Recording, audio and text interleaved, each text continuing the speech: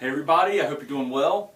Today we're going to talk about a very interesting topic. I'm going to show you guys, we're going to continue talking about leaky gut as I have in the past few live streams. And so today we're streaming two different ways. We're streaming, we have a live stream to the Office of Dr. Brad Shook page, and then we have a live stream directly into the Greater Hickory Thyroid Support Group. So you guys, what we're going to do is we're going to talk about this. I'm going to give you guys just a second, look at the board. Listen, don't be intimidated at all. If you look at this and you're like, I have no idea what that means, don't be intimidated at all. Take a look at it. If you're on your phone and you want to, I'm going to step out of the way, and you want to have this like a picture of it, then do a screenshot on your phone or save it, do a screenshot on your computer or snip it, do a snippet if you know how to do that from either a Mac or a Windows computer. But anyway, I'm going to step out of the way for a second. Guys, take a look at it. I'm going to come back and I'm going to tie all this together, and it really shouldn't take us that long. I say that all the time, but it shouldn't take us that long.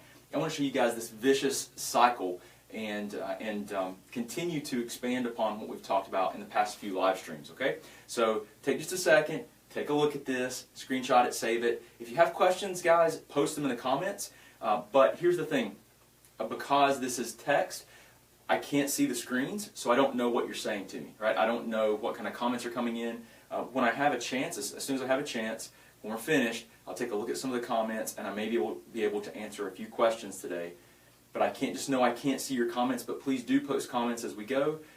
And definitely, guys, tell me where you're from, and share this stream if you get a chance. Share our live video right now with as many people as you can, because, guys, what I'm going to talk about, I promise you, if you've seen any of my other videos, you know that this stuff is not taught. It's not taught in video like we're going to do. That you can find it in textbooks, but I'm going to teach things I'm going to try to teach you guys how to help yourself and allow you to help yourself. Do it on your own, not something that you necessarily need someone for. So take a look at this stuff and screenshot it, and I'll be right back to teach you guys the connections here, okay?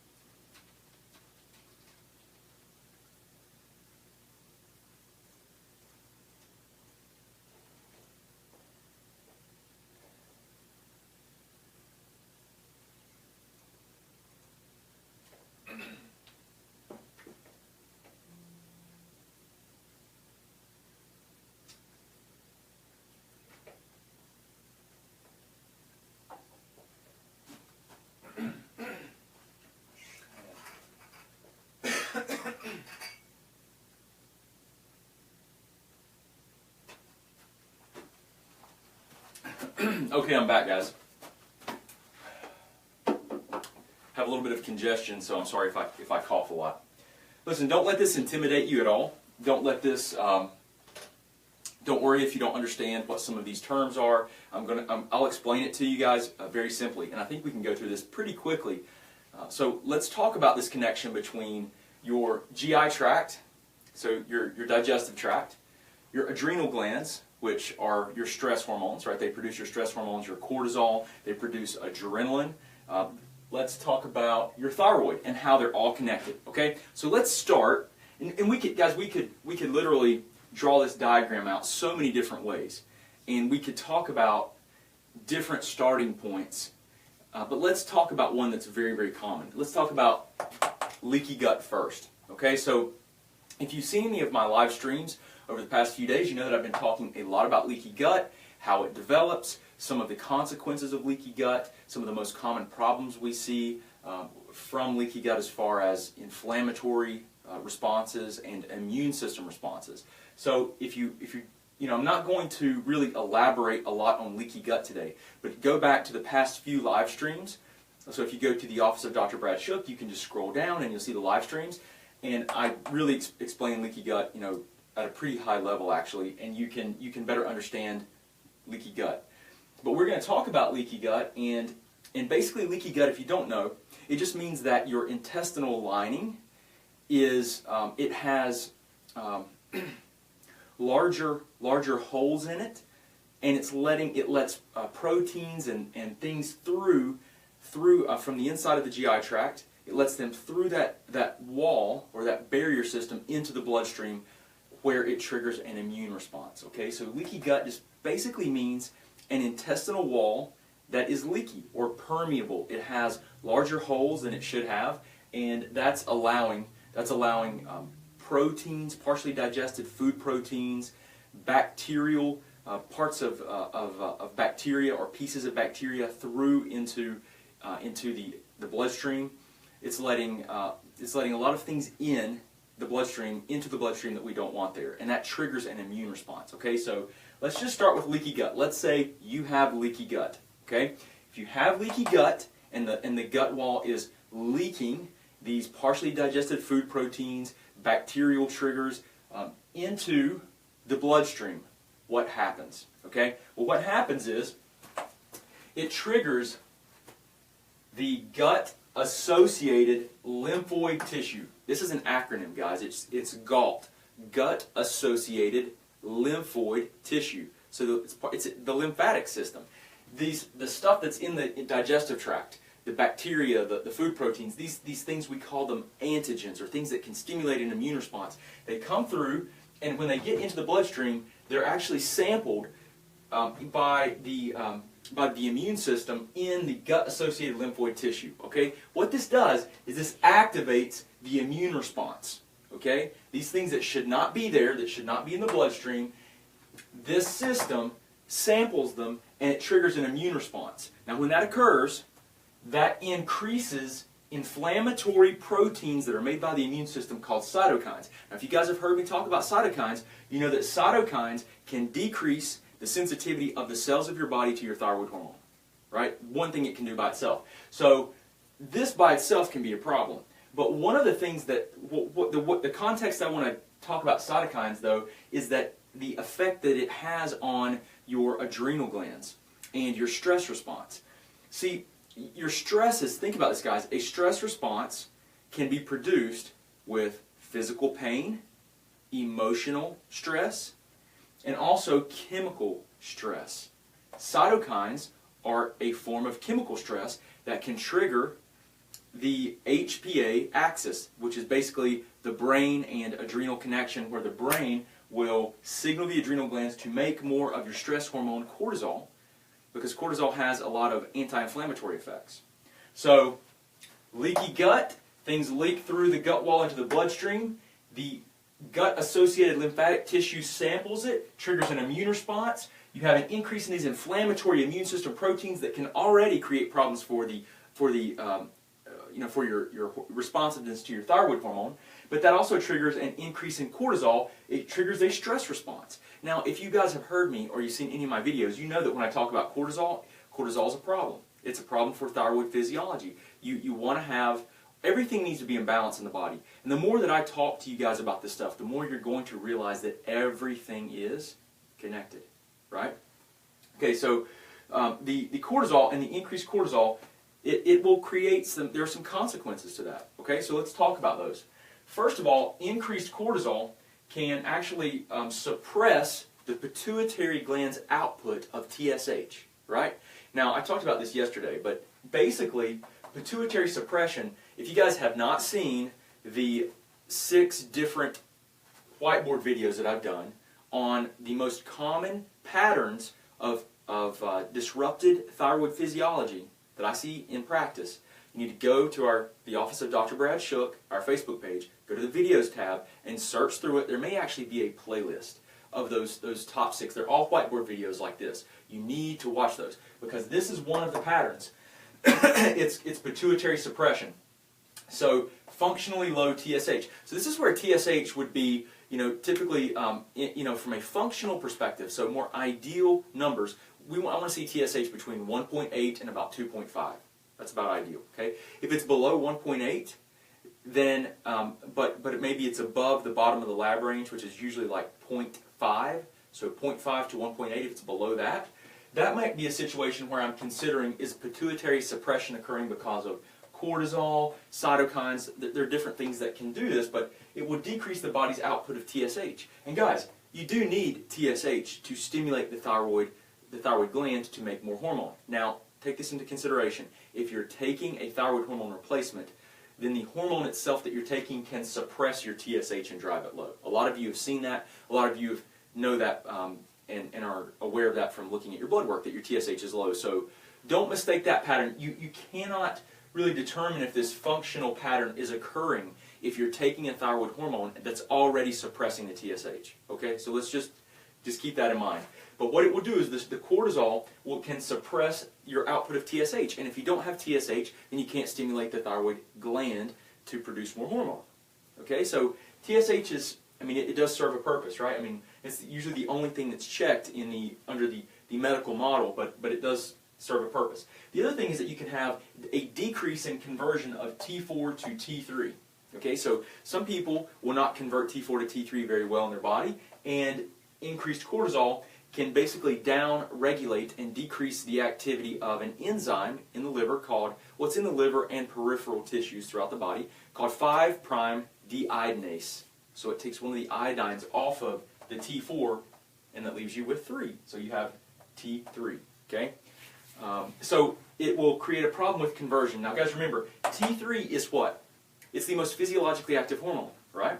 That's the one that stimulates the cells the most significantly, by far. T4 it's not inactive, but it's very, very weak in comparison to T3. So the other thing that cortisol will do is it will increase inflammation.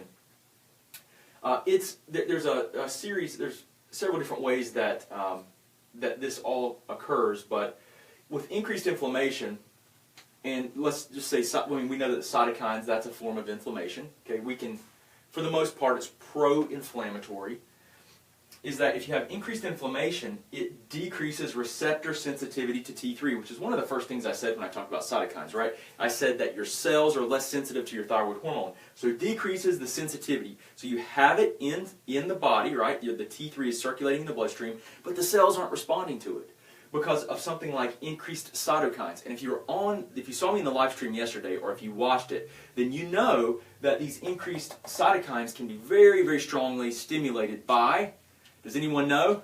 If you know, put it in the comments. I can't see you right now, but if you know something that will stimulate cytokines, I talked about it yesterday in my live stream. We talked about leaky gut, and if this one particular component of the gram-negative or bacterial cell wall gets through into the bloodstream, it can very strongly stimulate an immune response. What is that compound that's on the outside of the bacterial cell wall that can stimulate a very strong immune compound or immune response? I talked about it yesterday. What's the compound? I'm going to write it.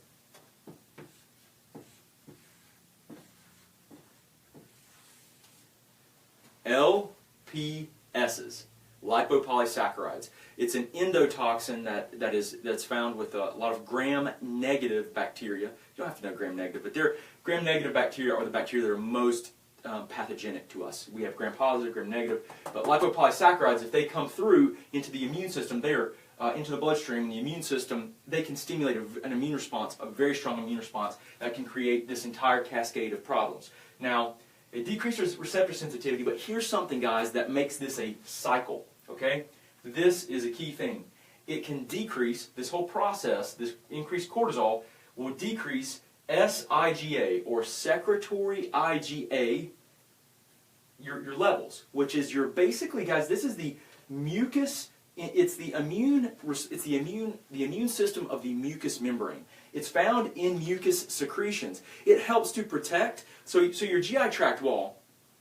Your GI tract wall is a layer of cells with it's a one cell wall thick barrier that has a mucus layer on top of it. This mucus layer is full of secretory IgA that helps you to respond to food proteins, to bacteria, to yeast, to things that are potentially pathogenic in your digestive tract. It helps you respond to those so that they don't get through into the bloodstream. Well, guess what? If your secretory IgA is low, and I said decreases, right? Decreases secretory IgA. This process, high cytokines, high cortisol, can cause low secretory IgA. Every time we do a stool panel, we can look at secretory IgA, and I see it suppressed all the time, guys, all the time. When it's suppressed, what it means is that now your barrier system is compromised. It can't fight off and balance pathogens inside the gut as well. So guess what happens? It sets you up for increased sensitivity. If you have low secretory IgA, that's the immune protective immunity of your mucus that lines the gut wall. It sets you up to sensitivity and reactions to things in the gut, in the GI tract, foods and different pathogens, bacteria, yeast, parasites. Right? You lose that ability to fight those things off, and it can promote leaky gut. And if you have leaky gut, which means that you have basically permeability or leakiness, holes in the gut wall that let larger molecules and things through into the bloodstream, this whole cycle just repeats itself. It repeats itself. It's self-perpetuating. Will drive itself. So the question becomes, what do you do about it? Like, what can you really do to intervene and make a difference here, right? Like, what do you do? Well, so what you have to do is, you look at this entire picture and you try to figure out what's going on with that individual, and you work on as much of it as possible at one time without making it overly complicated, right? Because you want to pick out the things that are occurring, right? That if you change them, if you can address them, that will make the greatest impact with the least amount of effort.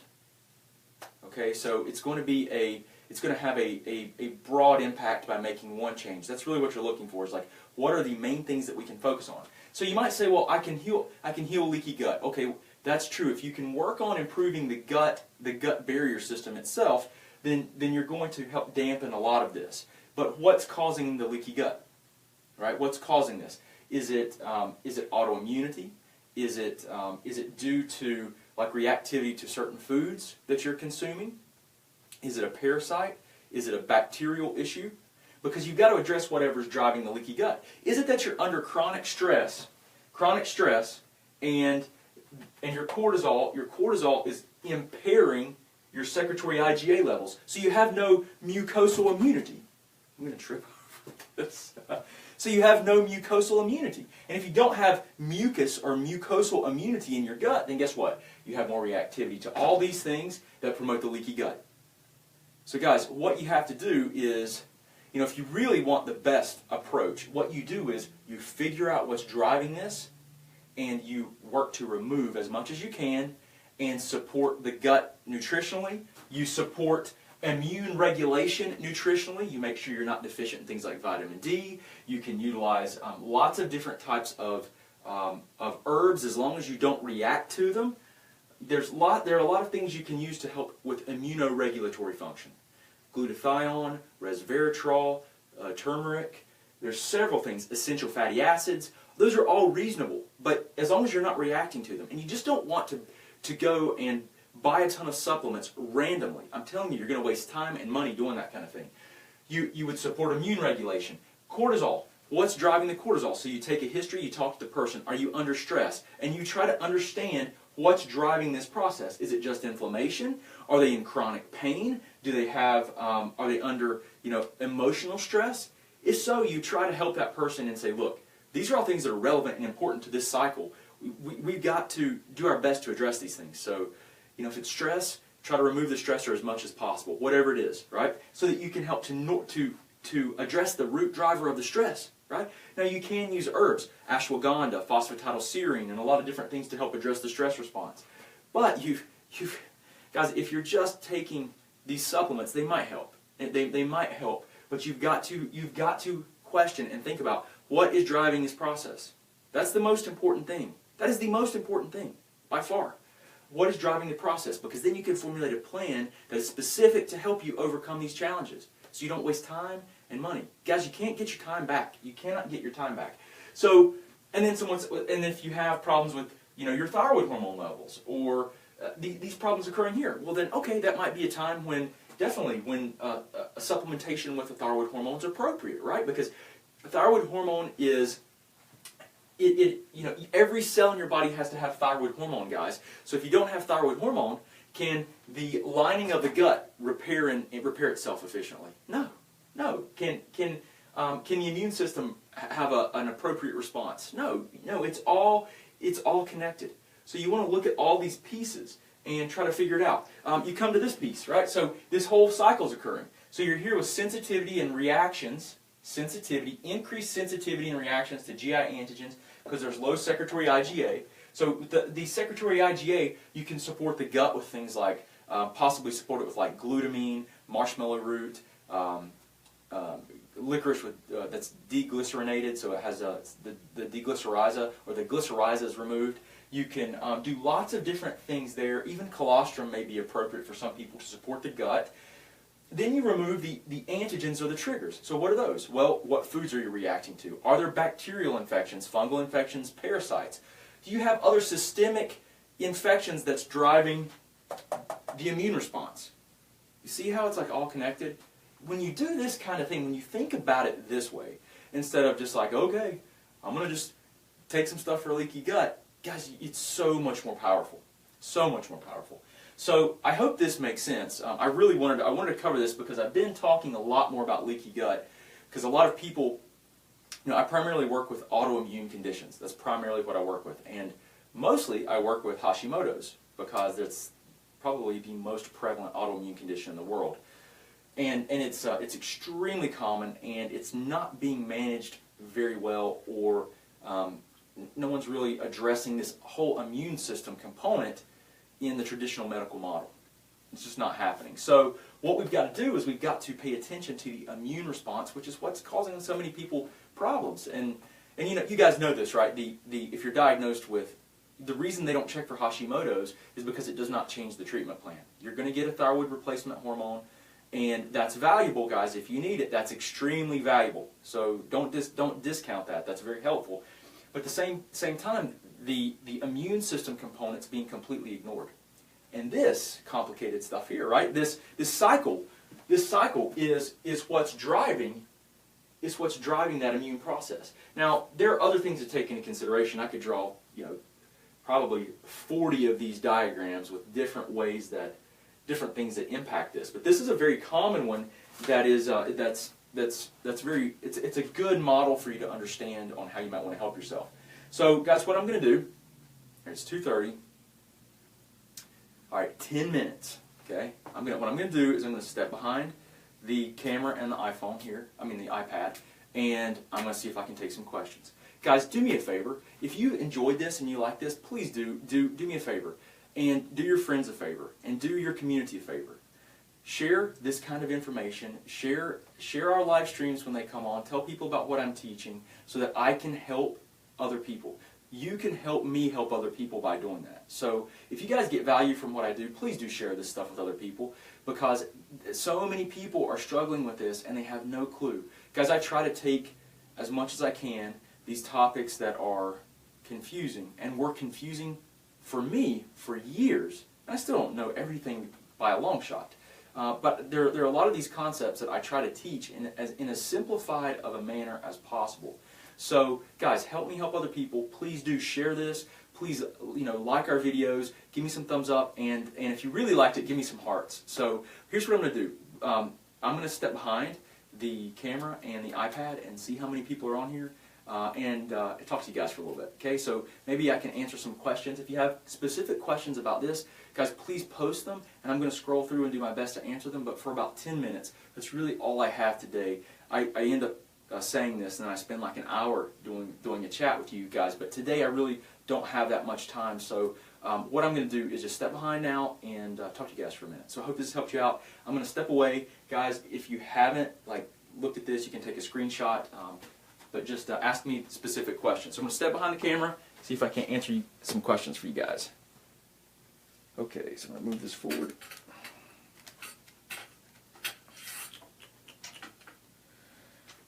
All right, so let's see here.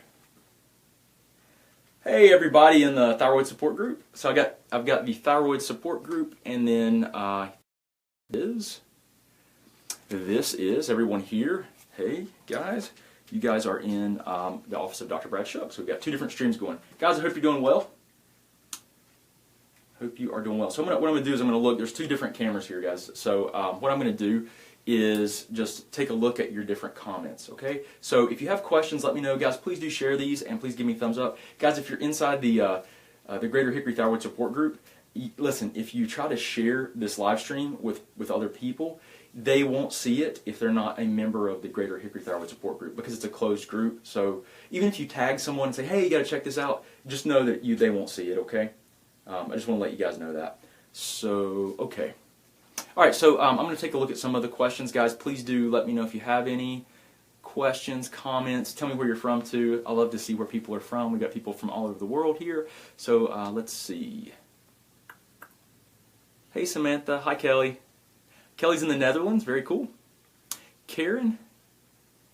Karen says, so glad to see you explain this. I'm glad this helped. I'm trying to put together, guys, for you guys, some information that we can kind of connect some of these things. So how does adrenal dysfunction play into leaky gut and thyroid dysfunction? How does thyroid dysfunction connect? And guys, you'll realize that every single thing is connected. That's what you're going to find out. Everything is connected. Hi, so we've got Tracy's in Arkansas. Hi, Susie. Good to see you again. I believe Susie is what, UK? Hi, Audra. Very good to see you. Long Beach. So. All right, let's see, who else? London, hi. Delicious fish and root vegetables. Ooh, Susie's eating some good food there. Sounds wonderful. Let's see, what else? Guys, if they're really, really complex questions, I'm not going to address those because there's just no way I can do it. A lot of these, if your questions are very complex, it's going to be very hard for me to get in here and answer them. Just because it would require... Guys, a lot of times when I see very complicated questions, even in our support group with you guys, if we're not answering them, it's not because we don't want to. We absolutely want to help you guys as much as possible. But what the problem is that it requires so much more information to give you a reasonable answer. And sometimes even then, it's I'm just not sure. So I'm sorry if I'm not answering some of them. So hi Samantha. If you have leaky gut. Samantha says, so if you have leaky gut, would it show on tests like saliva and hair? Would it show that you aren't processing proteins correctly?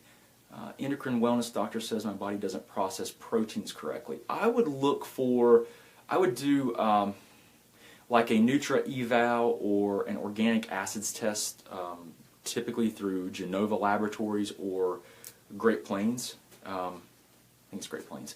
Are the ones that I would do to assess proteins more properly or more adequately. I mean, a lot of times, guys, those tests, I don't order those tests all that frequently, because when I do a complete blood panel, complete metabolic panel, I look at the serum proteins, which is going to be your serum proteins. You're going to look at albumin and globulin added together. And the albumin and globulin, if I see that those are functionally, now when I talk about functional ranges, guys, those are ranges that are more narrow than the laboratory range. If I do those tests, when we do a blood panel, if I see that there's functional elevation or functionally low serum proteins, and you have gut dysfunction, right? So we use an assessment form. The assessment form, if it shows if you have digestive, large intestine, small intestine, signs of dysfunction, if you have signs of hypochlorhydria or low stomach acidity, then I'm just going to assume you're not breaking down and absorbing proteins well. And that's so. I mean, yeah, we can do quantitative testing for sure. We can do that, but there's a lot of other tests that will give me a better idea or give me a really good idea without going a lot further if you're digesting and absorbing properly. Okay, so I hope that helps. Hi, Jessica. That's a compliment. That's a very nice compliment. I wish you could teach our endocrinologist. Guys, your endocrinologists, they know a lot more about a lot of topics than I do, for sure. But when it comes to like these functional relationships, this is really becoming an area of expertise on its own. And what's happening too is that the science-based approach to this stuff is something that is it's evolving so quickly that it's a lot to keep up with. So, even I decided I was going to focus on, I was going to focus on the thyroid, I was going to focus on Hashimoto's, and so that's where my greatest focus is. But you know what, guys, people that come in to see us and people that I work with as distance consulting clients, they never have one problem. We're not that simple. Our bodies are much more complex than that. So what you find out is that when someone comes in with Hashimoto's, they have pernicious anemia. They have, they have maybe type 1.5 diabetes, where they're developing like a full autoimmune diabetes as an adult. So you start seeing all these other complexities. They're insulin resistant. They have inflammatory issues, gut infections. There's so much more to it. So there's Jessica. Yeah, I wish that more of our primary care doctors could work with this, because there's a huge need for it. But they're already extremely pressed for time, and there's a huge demand for just acute primary care. Like, people come in, they've got colds, infections, they've got all these other issues. There's already a huge demand for that, so they're stressed out just trying to keep people from being extremely terribly ill. So this is something that they, you guys, an average appointment with me is like an hour. You think there's no way. That's just the time I spend with the person on the call, or we do Skype or whatever. That's an hour of time, and then I have spent easily 30 minutes prior to speaking with the person, the person on the phone, looking over the case, and then I'll spend an additional 30 minutes to sometimes well over an hour looking at the information and formulating like a plan. I mean, it is time intensive, guys. I will seriously work with like two to four people per day. If I work with 4 people in a day, I'm overwhelmed. I have so much work. So you guys, it's a completely different type of healthcare. And the thing is, one of the reasons that's really important that I'm teaching this to you guys, and that you guys are learning this and you're sharing this stuff with other people, is because we have to put things in place so that we can be our own advocates and help ourselves. It's really, really important that we're constantly working towards trying to help ourselves and become our own advocates, or there's just no way. There aren't enough healthcare providers of any type to do this type of work and to address the demand. We have to address this on a larger scale. We've got to empower people to help themselves. And I don't know the answer. All I know is that people have to become aware, problem aware first, right? Most people, they don't have any idea of some of these connections. So I hope that helps. Wendy says, so does eating keto help? Thank you for all the hearts and thumbs up, guys. I appreciate that. Does eating keto help? I love ketogenic diets, but I want to tell you what, a lot of people should not start with ketogenic diets. They should not. So, all right, let me guys give you kind of a rundown of how I would walk someone through, and I don't always go through all these steps, but this is like theoretically the model that I would use.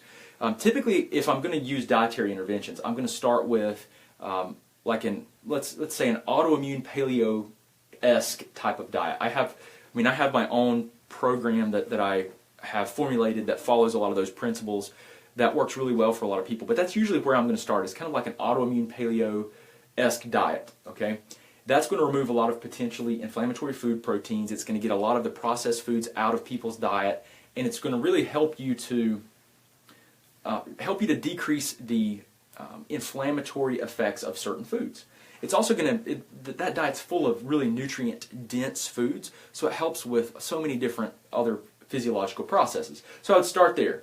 Let's say that someone followed that for 6 to 12 weeks, right? That's not unreasonable. 6 to 12 weeks, then, and we're just talking dietary. We're not talking about any testing. We're not talking about any supplementation. Then I would probably shift them to something that focuses on balancing hormones and liver. Okay, hormones and supporting liver function. So really focusing on, at that point, a system of detoxification and hormone balancing. But only after you've tried to dampen the autoimmune process, and you've dampened the autoimmunity as much as you can, you've balanced blood sugar, and you've tried to decrease inflammation with like an AIP diet. Then you could transform or transition into like a detoxification program of some sort that's more appropriate at that time for most people. Okay, so let's say someone does that for 6 to 12 weeks. Okay, that would be detoxification, would be step 2. Step 3 would be more of, okay, now let's look at more supporting our mitochondrial function. So the mitochondria are in the cells of your body. They produce your energy. So they actually produce ATP, which is an energy molecule. So I would transition at that point to more of a mitochondrial diet. So that's for Wendy. And so ketogenic diets is more focused on burning fat for energy, and that can help to support mitochondrial health. Okay, so then beyond that, I would transition. I would start really focusing on fitness and work capacity, and that would be more of exercise with variations of a ketogenic diet. Okay, so that would be ultimately, that's where I would love to take people. Don't usually get there because that's not a lot of people's goals, is to go that far. They just want to feel quite a bit better, and a lot of times you can do that with, it doesn't have to be complex. So anyway, I hope that helps, Wendy. I hope that answers your question. I do like ketogenic. Ketogenic diets, they tend to have a lot of foods that can be inflammatory for some people that are autoimmune. So if you know what foods you react to, like your sensitivities, then you could keep those out and eat a ketogenic diet, as long as you could tolerate it. You could maintain blood sugar. Because see, a lot of people that have Hashimoto's, they're either hypoglycemic or insulin resistant, or they have a lot of fluctuations in blood sugar, and the ketogenic diet is not doable for some of those people. So at least not at first. They're just not. They don't have the adrenal capacity. There's just a lot of other problems that have to be addressed first. Let's see. Okay. Is this based on having leaky gut, or is this based on Hashimoto's? Does this apply to Graves as well? Yes. So Samantha says, asked this question: is this what we just covered based on having leaky gut, or is this based on Hashimoto's? Well, if you have Hashimoto's, guys, it's an autoimmune condition. Okay. If you have Graves, it's an autoimmune condition. And what are the 3 things? Can anyone tell me? You don't have to tell me all, but just tell me, what are the 3 things that we believe are required for anyone to develop an autoimmune condition? Can anyone tell me? Can anyone just post in the comments? What are the 3 things that you have to develop an autoimmune condition? Anyone know? 3 things. So, because Samantha's asking, is this what we just talked about leaky gut or about autoimmunity? It's about, they're all connected. They're all connected. So, to develop an autoimmune condition, what we've learned from Alessio Fasano, a Harvard researcher, he's a pediatric gastroenterologist, is that, number 1, you have to have leaky gut. Okay, so guys, if you're autoimmune at some point, you have to have had leaky gut. Okay, and a lot of people still do. Now you can test that. We can test it, but a lot of times we don't test it. We just assume the person has it and we start supporting it. So you can test that with Cyrex Array 2, but you have to have, number 1, a leaky gut. Okay, then you have to have a genetic predisposition to developing an autoimmune condition. Okay, genetic predisposition. So you have to have genes that predispose you to autoimmunity. And the 3rd thing is what? Does anyone know what the 3rd thing is to develop an autoimmune condition? Good. Jessica in the thyroid support group. Awesome. Jessica says environment. That's pretty good. That's good enough, Jessica. Yeah, you have to have a trigger. So 3 things to develop an autoimmune condition, guys. You have to have a leaky gut, you have to have a genetic predisposition, and you have to have a trigger. Jessica says environment. Awesome job, Jessica. That means that there has to be something that initiates the immune response. Okay, so like we talked about here, leaky gut, and we've talked about the past several days on the other live streams that you guys can watch. If you just go to the office of Dr. Brad Shook, you can scroll down and watch them. We've talked about lipopolysaccharides, which are basically this very inflammatory, it's called an endotoxin. that's on bacteria that can get into the gut. But food proteins could do that, partially digested food proteins, environmental chemicals, guys. These are all things that could drive this process. All things that could drive the process. So, let's see. Let's see. I hope that helps answer that question, Samantha. But she says, does this apply to Graves as well? Absolutely. Guys, what I teach you, guess what? I'm going to talk a lot about the thyroid, and I'm going to talk a lot about Hashimoto's, and I'll talk about Graves some. This applies to any autoimmune condition. Yeah, Jessica, absolutely. Okay, any autoimmune condition. This stuff I'm talking to you guys about is like this is important for just basic systemic health. Like really, I mean, you don't have to be autoimmune for these to be problems. You don't. But this is absolutely applies directly to any autoimmune condition.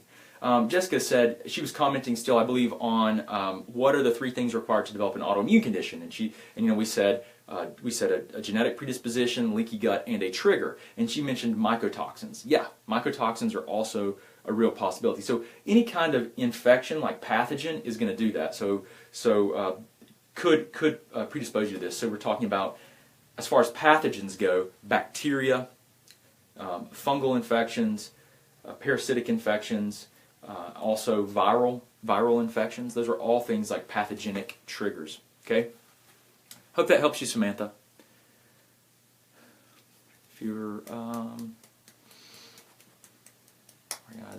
so if you've had surgery, so I get this question a lot too. If you've had your thyroid removed due to Graves or cancer, does this information still apply to you?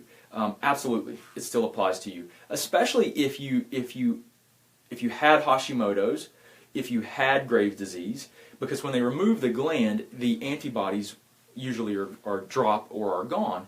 But the fact is that the autoimmune process is still going, guys. The autoimmune process is not so there's an autoimmune process that's occurring in your body. There's something that's triggering the immune response. It just so happens that with Graves' or Hashimoto's, that the thyroid is the target tissue. Right? So if you remove the target tissue, the antibody levels drop, and when the antibody levels drop, then or they're gone, people will say, "Well, I had Graves and I had Hashimoto's," but the immune process is persistent. It continues, guys. So you have to address the autoimmunity. We know once you're autoimmune, you're never not autoimmune. I mean, it's a genetic expression, and we don't know how to turn the genes off. We just don't know how to do that yet. So hopefully we will learn that. That would be awesome. But until then, what we're going to have to do is work with the body naturally and try to do our best to remove the triggers, the things that are exacerbating and driving the autoimmunity. So let's see, what else, guys? I've not had any surgery. Okay. I need you to explain this to my doctor. Guys, be patient with your doctors. They're trying. It's tough. And if you show them this video, they may just call me crazy. And I don't care. I don't think any traditional medical doctor understands this. They do, guys, but they can't. Like I don't know if you guys heard me earlier, but whenever I work with someone, my appointments are probably an hour long. Some of them go longer, and the reality is that it takes me 30 minutes prior to the appointment, and at least 30 minutes to an hour, or sometimes more after the appointment. So when people work with me, they're like, "Wow, they don't realize. No one realizes like the actual work that it takes to go through and work with people that have these types of problems. At least do it the way that I do. That's my approach. So your traditional doctors, guys, even if they know this, how do they help you with this, right? How do they help you? How?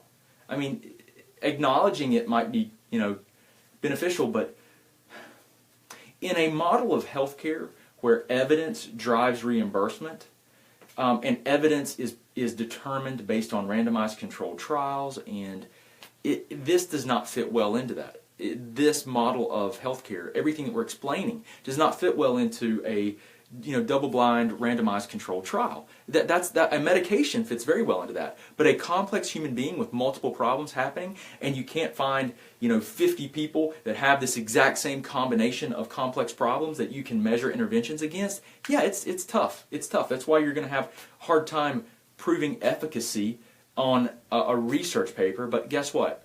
That is that's underway. That's underway actually. There are I learned about some great things through the Institute for Functional Medicine that are going on, where they're working on showing these outcomes. And so we are going to be able to do it. But the problem is that you guys, so if you guys have worked with any, functional medicine doctors, naturopaths, even acupuncturists, anyone that's doing this type of work, you will all know, is there a standard protocol? Does anyone do the same thing or approach these things the same way? And that's the problem. There's no standardized protocol either. Everyone does whatever. And this concept of like leaky gut's been around for probably well over 30 years. I bet longer than that. And you find people that there's just there needs to be a better, more cohesive, standardized approach to a lot of these problems. There really does. And I think I've learned from some people that are pioneering these more standardized approaches. But it's definitely it's not perfect yet. But it's still, you can see some miraculous things with this type of approach to health. So let's see. You guys are so welcome. Thank you for all your nice compliments here. Thank you. I try to teach. I think I'm a teacher at heart. Let's see. Does it work the same after a thyroidectomy? Yes. Primarily, this is the same after thyroidectomy. A lot of people ask me quite a bit about. Thank you for all the hearts and the thumbs up, guys. After you've had your thyroid removed, you are going to be dependent upon a thyroid hormone replacement, unless they didn't get all the gland removed and you still can produce it. But you're really going to be you're going to need to be on a thyroid hormone replacement, and then what you have to do is just look at those levels and then look at everything else, and you address it very, very similarly because inflammation is going to be independent from your thyroid hormone levels. I mean, guys, the most common problems that I see are not that people don't have enough thyroid hormone. That's by far not the most problem I see. The biggest problem I see. The biggest problem I see is inflammation in people that come in, and inflammation in either the form of cytokines being high from an immune response, like autoimmunity that hasn't been addressed, that hasn't been dampened. That's the number one problem. Number one. Okay. The number two problem is going to be inflammation from just tissue inflammation. Like we'll see that with higher C-reactive protein. And then number three is going to be, these are all forms of inflammation, is homocysteine being high, which is a normal byproduct of your metabolism. And when you see these problems, you have to address this inflammatory component, like one of the very first things. I mean, that's actually the first thing I look at when I'm looking at labs is I look at the inflammatory levels, because they're so significant. So let's see, what else? After thyroidectomy, does it work? Rachel says, hi Rachel, if you're still on here. She's read that a tincture of grapeseed extract is good for killing parasites. It's also a powerful natural antibiotic. Would this be a good supplement to take? I would not really recommend you take anything that you don't know you need to take, guys. I recommend grapeseed extract, caprylic acid, uva ursi, silver, all the time to kill infections. So when we do like stool panels, they'll come back and they'll show us if there's a pathogenic overgrowth of bacteria or yeast. It will tell us sensitivities to those things. It will give us herbs, and because they'll actually check on the stool test and show you what it's sensitive to, like what herbs killed the bacteria or the fungus, and based on that, we'll recommend things to kill it. But you got to realize that all these herbs, why do herbs kill anything? Think about it for a second. Why do herbs that you can take like grapeseed extract, uva ursi, caprylic acid, oregano, why do they kill anything? How does it work? Do you think it's because you take it and then that stuff just mixes with it and kills it? Not really. They're immune boosting. They boost the immune system. That's one of the main things. So they'll boost like different types of cells. So one of the things that you've got to do is, there is some, like with GI tract infections, there is some like local, the stuff that you're taking, like let's say oregano, can kill it by contact. But it also is these things can be very potent immune stimulating compounds. So guys, when we're autoimmune, we want to be careful with stimulating the immune system, because typically someone that's autoimmune, they have a polarized immune system, meaning that they have a higher dominance of one of the sides of the immune system, okay? So when you take something that stimulates the immune system, let's say you have Hashimoto's or Graves, and there's two different groups of immune cells we're going to talk about, and one is really dominant, and that dominance is actually contributing to and making your autoimmunity worse, okay? And then you take something like oregano, echinacea, all these things that are Th1, T helper 1 cell group stimulators, and it boosts it. You could exacerbate and flare your autoimmune condition. So what you want to do is sometimes it's necessary to do that. It's necessary because you have to get rid of infections. But what you want to try to do is do as many things as you can to help dampen any negative side effect that might occur. And then if someone feels really bad taking something, you've got to say, okay, we can't take that. And you've got to figure out like what a better intervention might be. So let's see. Receptors. Guys, hi Audra. Now I know why I've been nauseous in the AM. Ashwagandha bedtime last week. Should move to phosphatidylserine at bedtime or leave it. Hi Audra. The phosphatidylserine at bedtime would be a reasonable thing to try for sure. Yep, that would be a reasonable thing to try that. Let's see. Kelly, what is a good probiotic and any other supplements to take? So I get lots of questions about supplementation, guys. Lots and lots of questions. So here's what I'm going to do. And some of you guys have heard this, but rather than give you guys a bunch of generalized recommendations for supplementation, let me tell you what I would recommend you consider doing. If you go to, I think this is right. Alicia might know if she's still here. She might not be. If you go to Hashimoto's supplements.com, you can actually go through this process where I will give you an assessment packet. It's a little form. You fill out the form, like it's a symptom-based questionnaire. You go through, you fill out the form, then you watch me walk you guys through a video where I explain to you what the form means and the different areas of the different sections of the form. If you have a lot of symptoms there, how that might be relating to dysfunction with like these different areas we've talked about, like immune system or large intestine, small intestine, adrenal gland dysfunction, blood sugar dysregulation, liver dysfunction, gallbladder, biliary dysfunction, enzyme insufficiency, low stomach acidity. I walk through so basically you fill out the assessment form, you walk through in a class with me so that you can understand your mix of problems. Then based on that and where you know you're the most symptomatic, you can go into, I utilize a private nutritional supplementation dispensary. We use that because we work with people all over the U.S., so we don't ship things out of our office. You can actually go into my dispensary with your information, and you can look at all the different categories,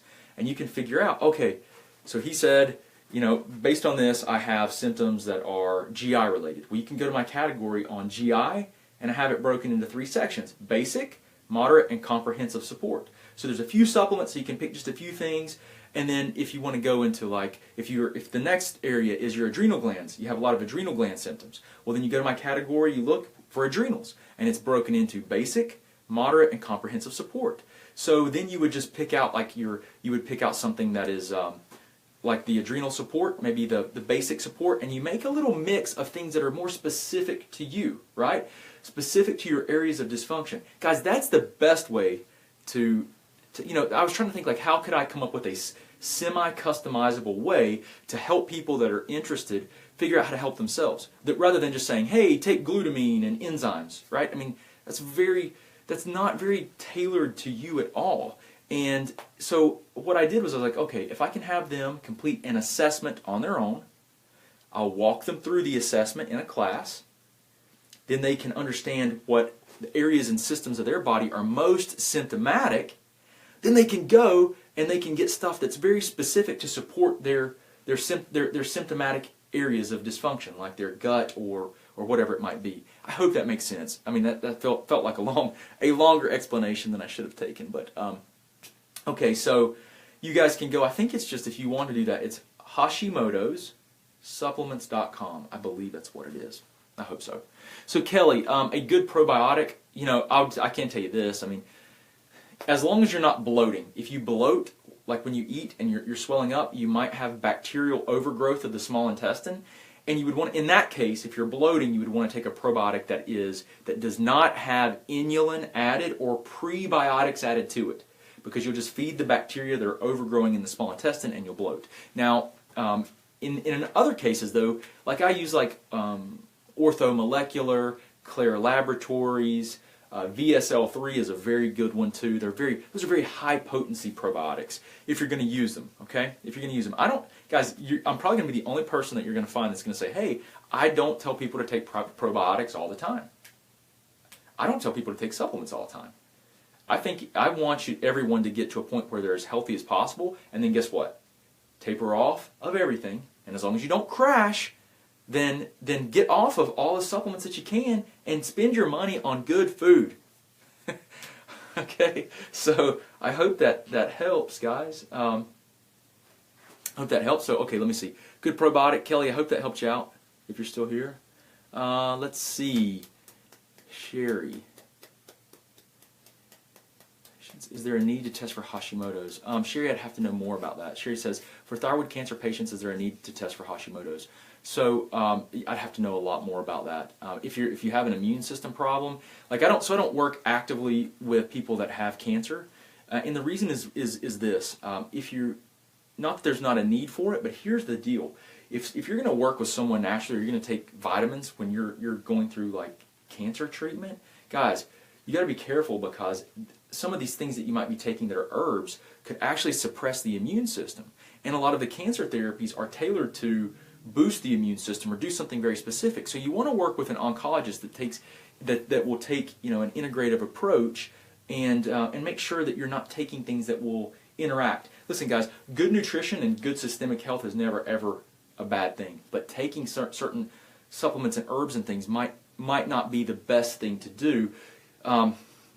Here's an area of huge need, guys. Huge, unbelievably huge need for integrative, cancer support. And I think a lot of the cancer clinics, their oncology clinics, are really making some great strides to try and incorporate nutrition and bring in better nutritional support. But really, a functional medicine approach plus that type of care working hand in hand could be profound. So sorry I can't answer that more specifically, Sherry. I hope that helps you. Hi, Amy. Amy's in Philly.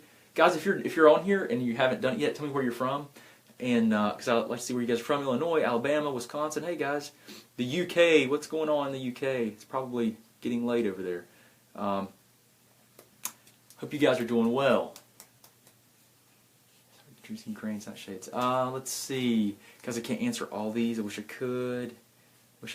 Let's see. All right, here's what I'm going to do. Don't be mad at me, guys. I'm going to scroll to the bottom. I'm going to scroll to the bottom. I'm sorry. I'm going to scroll to the bottom for a second and see. Hey guys, welcome Fort Myers. Welcome South Africa. Welcome New Jersey. Hey Karen. Hey Jennifer. Hey Pam and Bob. Richlands, North Carolina. Oh, Richlands. Same Richlands where I've gone four-wheeling when I was younger. I love Richlands. One of my favorite places. If we're talking about the same place, we probably are. Kentucky, California. Hey guys, hope you're doing well. So Libby says, hey, I have Hashimoto's disease, but my levels are always normal. So your levels are always normal.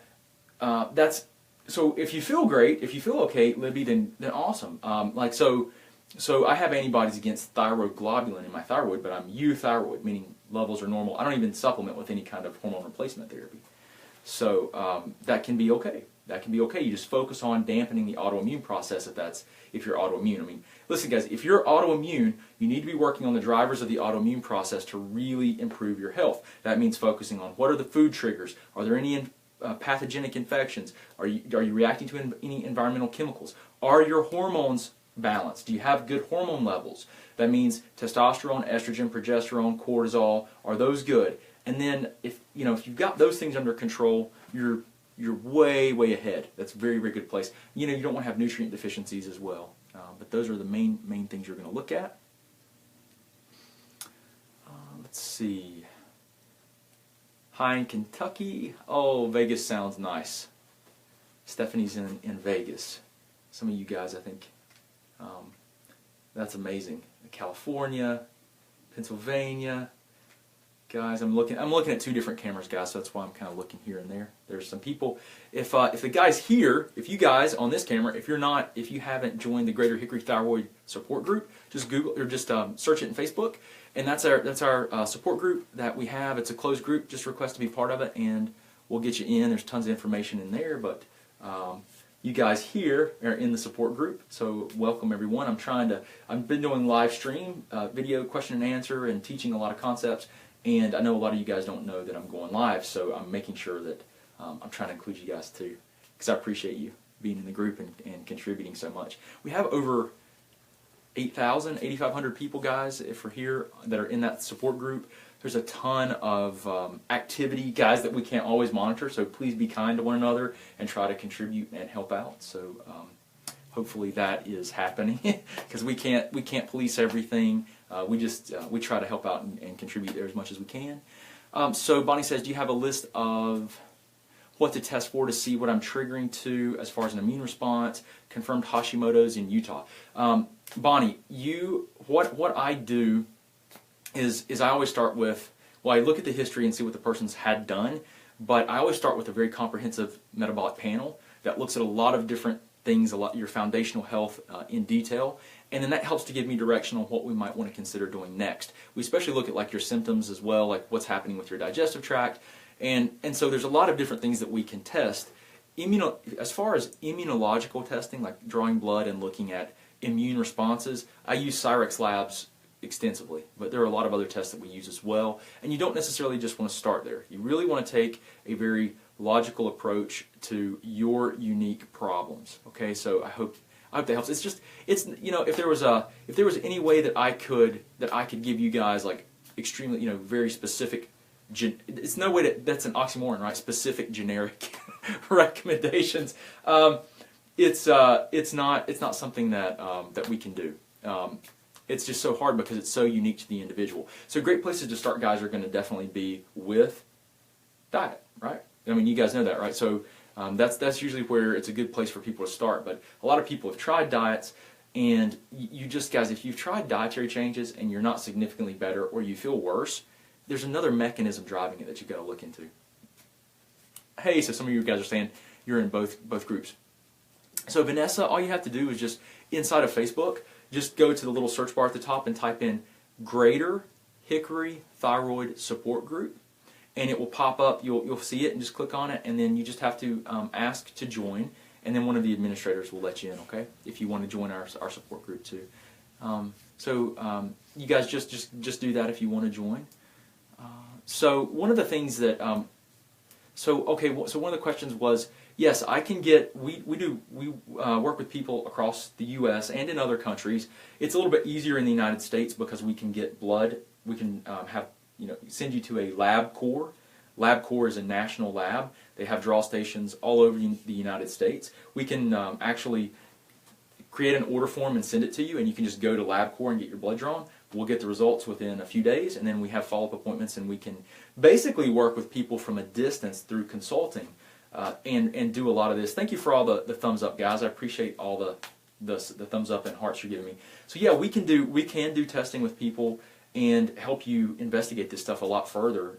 Even if you're in another country, in another country, in another state, what we do is we can do video like this, or we can do phone. A lot of times we do phone. We do Skype quite a bit. Skype is a way that we can do video conferencing if you want to kind of interact this way, and I'm great with that. Whatever works for people, but we can do that. And then if you need advanced testing, let's say you need Cyrex Laboratories testing, or let's say you need a stool panel, or we need some type of adrenal or hormone panel, or nutrient evaluation.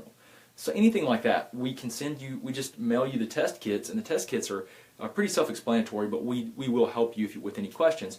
And you just complete the test kit at home, and you send it to the lab. So yeah, we work with people all over the world. It's really kind of cool with technology like this now. So it's been a humbling experience to see, and really kind of eye-opening to see the outpouring of and the need for this type of information. So many people are contacting us every day via Facebook and online, because a lot of our videos, I have videos and stuff at YouTube, and I just try to teach and get this information out there. It's just unbelievable how many people have thyroid dysfunction, and they're not getting help. So you guys are welcome. Hey Randy, I'm sorry for your loss. Sorry for your loss. I'm glad you're with us now. Hi Susie. Susie says, hey, what hormone test should I ask my doctor for? Susie, you're in the UK, right? What I would do, if you have to do, like I like to use a lot of specialized tests if we can. Like we can use salivary testing, we can use urinary testing, but most of the time what you're going to find is that if your doctors are going to order any tests for you, a serum blood draw to evaluate hormones is not an unreasonable way to do it, but it's just not as good as some of the advanced panels that we can have done. But you can have your Susie, you can have your like a blood draw and just ask them if they'll evaluate. Like I would see if they would do progesterone, DHEA. I would see if they would order testosterone. I would see if they would get estrone. These are your estrogens: estrone, estradiol, and estriol. Okay. And I would also see if they would do cortisol, if I didn't mention cortisol. And typically, if they're going to do cortisol, like through a standard blood draw, it's going to be first morning, it's going to be a first morning cortisol, and it's not going to be as good as some of the advanced tests where we do like 4 or 5 point in a 24-hour period. You take like 4 or 5 samples that are either salivary or urinary. The blood draw is going to be a 1 point in time. It's going to be something that they're going to be able to just evaluate the first morning's cortisol, which is, it's valuable to check for pathologies. Like if it's really, really low, it could be there could be an autoimmune problem like Addison's. If it was really, really high cortisol, it could be an autoimmune problem like Cushing's disease. Or if you're not real high or real low, if it's just outside of the lab range, that can be a sign that your hippocampus, a central structure in your brain that coordinates the cortisol production, is not optimal, right? So yes, so Susie, I hope that helps you out. It would be, I'll just repeat it: progesterone, cortisol, DHEA, testosterone, estrone, estradiol, estriol. That's what I would look for, okay? I would get those if you can, if they'll draw the blood. Let's see, what else? Can genetic testing be a tool in treatment? Yes, I didn't mention when I was going through all the tests that we do, genetics, but absolutely can be. You guys, the thing about genetics is our current level of understanding of genetics and their role in this is they're good to have, but you still have to do a lot of these other things first. Like you have to do them anyway. So a lot of the things like removing food sensitivities, getting rid of infections. Thank you for all the hearts and love, guys. I appreciate that. Getting rid of the infections, removing environmental chemicals, filling in nutrient deficiencies, guys. All those things have to happen before you can really dig into the genetics and say, okay, how can we further improve this? Now, genetics are more important in people that are just not getting better, and you've tried a lot of that stuff, right? So there's a few different ways to work up these cases, guys, to work up these problems. You can do a lot of trial and error, which there's nothing wrong with it. You can start with diet and some supplementation and start trial and error. Or you can do a degree of testing. And when I say a degree, you can start with a few things, or you can just say, you know what, I want to get to the root of it as fast as possible, and I want to get every bit of information I can. And then so what you do with that is you take all that information and you formulate a plan that's very specific to the person, right? So there's a few different ways to work it up, but genetics do play a role in understanding some of the biochemistry. Now when you get genetic testing, you really want to order some additional tests like methylation panels, which is, you can get, it's actually like the methionine cycle. It's probably completely Greek to a lot of you guys, and that's okay. But you can get some additional tests that will show you if the genetic variations that you've tested for are being expressed, if they're a problem or not. Okay, so you kind of like look for the genetic mutations, they call them polymorphisms, and then you you basically plot out the actual values of some of the intermediate hormones that are being made, and you see if the genetics are how they're affecting you. It's an important tool. I mean, it can help you quite a bit. You have to do a lot of other things first. So it's not It's not where I start. Let me put it that way. Okay, but there are some really cool things that you can learn from genetics about people. Very, very neat things, but they're not as practical. Hey, Caroline, if you're still on here. So let's see, what else? Yes, Krista says, can I use flexible spending accounts? Yes, you can use flexible spending accounts. Yeah, the major insurances, guys, we are not in network with them, and the reason for that is it's not that complex, but I explain it a lot. It seems like every time I get on here, I'm talking about the insurance model and how we need to change it. It's just, it comes down to the insurance companies don't determine this stuff to be medically necessary, right? Medically necessary. So what we have to do is we have to do the best that we can, and continue to just teach and educate people and try to help them the best that we can. So yes, but you can use flexible spending accounts. Sure can. Do some videos about thyroid and eye problems. Marinella, thyroid and eye problems. There is a thyroid eye disease issues. Yeah, I will absolutely do that. Hey guys, I know my connection got weak over here in the thyroid group, but you're back. Yeah, we can absolutely do that, Marinella. I will do that. Linda says, is the Cleveland Clinic in Ohio good for help? The Cleveland Clinic's a good place. They have a functional medicine department. Yes. Would you be so kind to do some videos about thyroid and eye problems? That was Marinella. You're welcome, Susie. Hope it helps you out. What do you do if you are hypo and your testosterone is high? So Leanne, what you do if you're hypo and your testosterone is high, you know what, I'll do a whiteboard video on this sometime soon. But I know I've talked about testosterone's impact a lot. And if you have high testosterone and you're a female, what you want to really do is you want to make sure you don't have polycystic ovarian syndrome, number one. You want to make sure that your blood sugar is under control, because high blood sugar equals high insulin, and high insulin is going to, in most cases, high insulin is going to promote an increase in testosterone production. Okay, it increases an enzyme called 17-20-lyase that will cause an upregulation of testosterone production. Okay, so I hope that helps you out, Leanne. You've got to address the testosterone, the high testosterone, for sure. You've got to. Okay, so. Oh, Stephanie, that's a complicated one with MTHR and folate with methotrexate. I'd have to do some research on it to give you a good answer. Sorry, I can't answer that. You're welcome, Randy. You're welcome. Sorry about that. Yeah. The more that Susie says, hey, the more that you know, the more there is to know. Absolutely, it's unbelievable. It's exactly how it works. The more you learn, the more you realize you don't learn. But you know what? Learning is usually progress. I'll say that. Sometimes we think we're helping ourselves, and we can hurt ourselves unintentionally. So that's absolutely the truth. The more you know, the more that you don't know. That's why, guys, we don't know everything there is to know about the body, obviously, right? So you've always got to come back to like the one concept that the body is self-healing. The body is working to self-preserve at all times.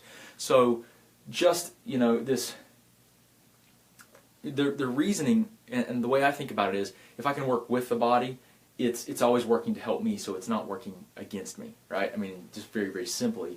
So always come back to like the basics of health, right? Diet, nutrition, movement. Think about how would our bodies, if it were 1,000 years ago or longer, right? How would our bodies and how would we be interacting with the earth? We wouldn't have all this modern stuff. I wouldn't be surrounded by all these lights and all these phones and stuff emitting these electromagnetic fields. I probably wouldn't have shoes on my feet that are insulating me from the ground.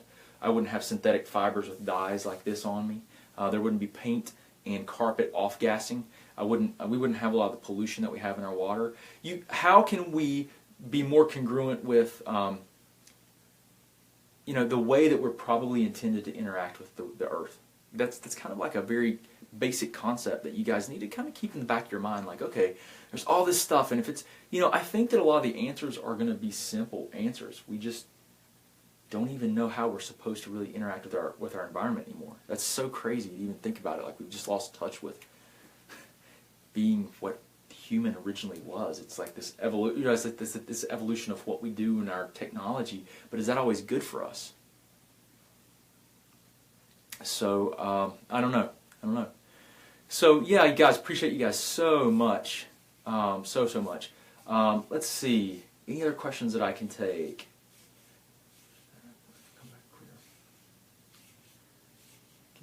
What's the cost? You guys would have to, guys. Anna just asking about a kit and what's the cost. I'm not sure which exactly you're talking about, like what test or anything. Guys, if you're curious about like working with me or getting testing and things like that done through our office, you can go to our website, which is drbradshuk.com. It's just Brad, my name, and then last name Shuk.com. And you can go to Application for Care. There's a page on there, and under the Application for Care, you just scroll down and you can read all about what we do, what other people, it gives you all the details. You can scroll down, you can learn more about costs. Guys, I can tell you, like, you don't go one step to the next. I mean, we're very transparent on everything that we do with people. So it's all there. You can just go to drbradshuk.com, look at Application for Care, scroll down. All the questions are there. A lot of the frequently asked questions. We try to answer as many of those as we can, but you can definitely learn a lot more there. Jeannie, what about gluten and Hashimoto's? For sure, gluten's a problem for Hashimoto's, just because one of the main things is that the protein in gluten is similar to thyroid peroxidase, TPO. Thanks for the hearts and thumbs. Appreciate that, guys. The protein is similar to the protein in thyroid peroxidase, which is an enzyme inside the thyroid. So if the gluten protein comes into your bloodstream, right, and your immune system starts reacting to it, then your immune system will produce antibodies, and those antibodies may attach to the TPO because it looks so similar to the gluten. That's called molecular mimicry. They look similar. And the process of the antibody attaching to the TPO, which it wasn't designed for initially, is called cross-reactivity. Okay? So that's like one of the ways that we think autoimmunity occurs, right? Your body's reacting to these things that are environmental. You produce antibodies, but the antibodies attach to some of your own tissues because they're so similar to that thing, that environmental thing that you're reacting to. And then you've lost what we call self-tolerance, and your body's attacking itself. Okay, hope that helps. Okay, so you guys are welcome. Kathy, can your sister get help in Ireland? I have worked with a few people in Ireland. We're working out some details right now on testing, international testing, because when I've done it, if you can't get some testing done, some blood work done, it can be challenging. We've worked out a lot of the kinks of it. So yeah, most likely that would be something that we can do. It just depends on, like, we know now that we can get Cyrex testing, which is the immune system testing if needed. We can get some of the stool panels and other things that we need done. There's a lot of options available, so we can work it out. We just have to look at the details and make sure. But yeah, most of the time, I think we should. Hey Rose, hope you're doing well. Yeah, Randy says the more we go forward, the more we go backwards. I think so, absolutely. Well, guys, this is all I have time for today, but I really, really, really appreciate you guys. Hope you've gotten a lot of value from what we've talked about and what we've done, and I look forward to talking to you guys very, very soon again. Probably, I don't know if I'll be able to do it tomorrow. Maybe I can do a short video from home, but definitely won't be able to do a long Q&A like this. But I appreciate you guys so much, and I hope you have a wonderful, wonderful day. Please post your comments. Please do share these videos with people. Give me lots of hearts and thumbs up if you can, and I'll be back with you to talk about another topic soon. I appreciate you guys so much. Hope you have a wonderful day. Thanks. Hey guys, Dr. Shuk, thank you for viewing our videos. I hope they help you out. If you want to, just subscribe to our channel somewhere here. You can watch a video that YouTube's actually selected for you, so hopefully it'll help you out. If you need any other information or resources, just look in the description. We've got links to our website, to our 9 lab test guidebook, and everything else that we do. I really appreciate you, and I hope you guys have a great